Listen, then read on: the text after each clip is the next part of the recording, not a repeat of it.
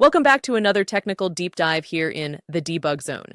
Today we're tackling a big question and breaking it down with insights from other users. Hopefully this clears up some misconceptions and helps you get the answer you need.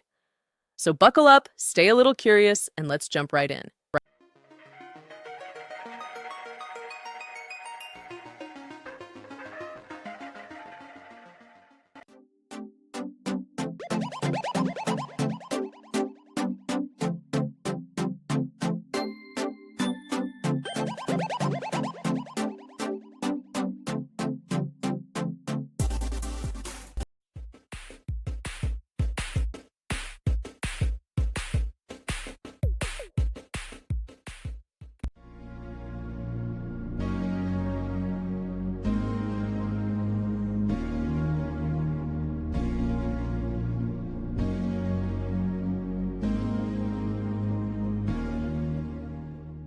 And that's a wrap. Yeah.